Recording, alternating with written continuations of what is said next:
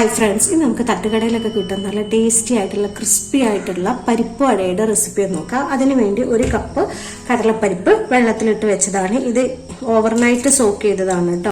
ഒന്നുകിൽ രാത്രിയിൽ സോക്ക് ചെയ്ത് വെച്ചിട്ട് രാവിലെ അത് മസാല കൂട്ടിയിട്ട് മാറ്റി വെക്കുക. എന്നിട്ട് വൈകുന്നേരങ്ങളിൽ ഉണ്ടാക്കാം. അല്ലെങ്കിൽ പിന്നെ രാവിലെ വെള്ളത്തിലിട്ടിട്ട് വൈകുന്നേരം ഇതൊന്ന് അരച്ചെടുക്കാം. ഞാൻ ഒരുപാട് ക്വാണ്ടിറ്റി ഇതുപോലെ അരച്ചെടുത്ത് ഫ്രിഡ്ജിൽ വെക്കാറാണ്, ഫ്രീസറിൽ വെക്കാറാണ്. എന്നിട്ട് ആവശ്യം ഉണ്ടാകുമ്പോൾ കുറച്ച് മുമ്പ് അത് ഉണ്ടാക്കുന്നതിന് കുറച്ച് മുമ്പ് ഫ്രീസറിൽ നിന്ന് മാറ്റി വെച്ച് തണുപ്പ് മാറിയതിന് ശേഷം ഉണ്ടാക്കിയെടുക്കാറ്. ഒരാഴ്ച വരെയൊക്കെ ഇതിന്റെ മാവ് അങ്ങനെ വെക്കാറുണ്ട് കേട്ടോ. അപ്പോൾ ചാനൽ ആരെങ്കിലും സബ്സ്ക്രൈബ് ചെയ്യാതെ കാണുന്നുണ്ടെങ്കിൽ ചാനൽ ഒന്ന് സബ്സ്ക്രൈബ് ചെയ്തേക്കണേ. ഇനി നമുക്ക് ഇതൊന്ന് വെള്ളം വാർത്തിട്ട് ഒരു മിക്സിയുടെ ജാറിലോട്ട് മാറ്റാം. ഇനി അരച്ചെടുക്കുന്നതിന് മുമ്പായിട്ട് ഇതിൽ നിന്ന് 2 പിടി കടല ഒന്ന് മാറ്റി വെക്കാം കേട്ടോ. ഇതിന് ബാക്കിയുള്ളത് നമുക്ക് മിക്സിയിലോട്ടിട്ട് നന്നായിട്ടൊന്ന് അരച്ചെടുക്കാം. അപ്പൊ പേസ്റ്റ് പരുവത്തിലല്ല കേട്ടോ, ചെറിയ ചെറിയ തരികൾ പോലെയാണ് നമ്മളിതൊന്ന് അരച്ചെടുക്കേണ്ടത്. അപ്പൊ അതൊന്ന് അരച്ചെടുത്തിട്ടുണ്ട്. ചെറിയ ചെറിയ തരികളോട് കൂടിയാണ് അരച്ചെടുത്തിരിക്കുന്നത്, ഫൈൻ ആയിട്ടുള്ള രൂപത്തിലല്ല. വെള്ളം ഒട്ടും ചേർക്കാതെയാണ് കേട്ടോ. വെള്ളം നന്നായിട്ട് വാർത്തതിന് ശേഷം അരച്ചെടുക്കുക. ഇനി ഇതൊരു പാത്രത്തിലോട്ട് മാറ്റുന്നുണ്ട്. ഇനി നേരത്തെ മാറ്റി വെച്ചിരിക്കുന്ന കടലയില്ലേ, അതൊന്ന് ഇതിലോട്ട് ഇട്ട് കൊടുക്കാം.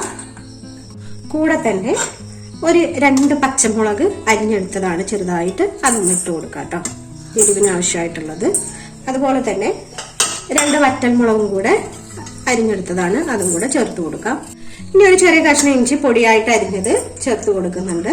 കൂടെ കറിവേപ്പിലയും അതുപോലെ അരിഞ്ഞെടുത്തതാണ്. ചെറിയ ഉള്ളി അരിഞ്ഞെടുത്തതുണ്ട്, അതും കൂടെ ഇട്ട് കൊടുക്കുന്നുണ്ട് കേട്ടോ. ഇനി ആവശ്യത്തിനുള്ള ഉപ്പിട്ട് കൊടുക്കാം. ഒരു കളറിന് വേണ്ടി 1/2 ടീസ്പൂൺ മുളക് പൊടിയും കൂടെ ഇട്ട് കൊടുക്കുന്നുണ്ട്. അപ്പൊ 4-5 പിഞ്ച് കായം കൂടെ ഇട്ട് കൊടുക്കാം കേട്ടോ. ഇത് നല്ലപോലെ ഒന്ന് മിക്സ് ചെയ്തെടുക്കാം കേട്ടോ.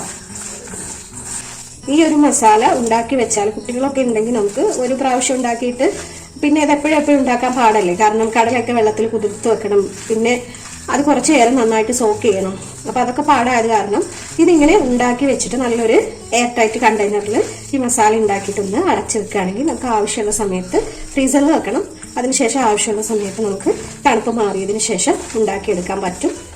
അപ്പൊ പരിപ്പ് വടയുടെ കൂട്ടുവട റെഡി ആയിട്ടുണ്ട് കേട്ടോ. നമുക്കിതിൽ നിന്ന് കുറച്ച് ഭാഗം എടുത്ത് ചെറിയൊരു ബോൾ പോലെയാക്കി അത് കയ്യിൽ വെച്ച് ജസ്റ്റ് ഒന്ന് പ്രസ് ചെയ്തെടുക്കാം. അപ്പോൾ കറക്റ്റായിട്ട് അതിൻ്റെ ഷേപ്പായി ഒരു പാത്രത്തിലോട്ട് മാറ്റി വെക്കുക. വീണ്ടും അടുത്തതെടുത്ത് നമുക്ക് എത്രയാണോ വലുപ്പം വേണ്ടത് അതിനനുസരിച്ച് എടുക്കുക. ചെറുതായിട്ടാണെങ്കിൽ ചെറുതായിട്ട് ഉണ്ടാക്കാം, അതല്ല സാധാരണ നമ്മളെ വലുപ്പത്തിലാണെങ്കിൽ അതിനനുസരിച്ച് ഉണ്ടാക്കുക. ഇതുപോലെ ഒന്ന് പ്രസ് ചെയ്ത് കൊടുക്കുക. പരിപ്പ് വടയുടെ ഷേപ്പ് നടുവിൽ ഒരു ഇച്ചിരി കട്ടിയിലും സൈഡിലോട്ടൊക്കെ വരുമ്പോൾ കുറച്ച് കട്ടി കുറഞ്ഞിട്ടും ആയിരിക്കും. ആ രീതിയിലൊന്ന് ഉണ്ടാക്കിയെടുക്കുക. പരിപ്പ് വട ഒന്ന് ഫ്രൈ ചെയ്തെടുക്കാൻ വേണ്ടി ഗ്യാസിലോട്ട് ഒരു ചട്ടി വെച്ച് കൊടുത്തിട്ടുണ്ടെങ്കിൽ നമുക്ക് വറുത്തെടുക്കാൻ ആവശ്യമായിട്ടുള്ള ഓയിലൊന്ന് ഒഴിച്ചു കൊടുക്കാം.